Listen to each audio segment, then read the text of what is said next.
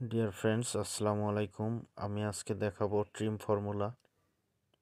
Trim formula বলতে সাধারণত নামের অক্ষরগুলো যদি এলোমেলো থাকে বা ছোট বড় থাকে, তাহলে কিভাবে আপনি এক ক্লিকের মাধ্যমে এটি সমাধান করবেন, আজকে আমি এই বিষয়টা দেখাবো। প্রথমে যেটা আপনাকে করতে হবে, প্রথমে আপনার কাঙ্ক্ষিত ঘরে আসতে হবে, ইকুয়াল দিবেন, এরপরে লিখবেন ট্রিম, TRIM, ট্রিম লিখবেন।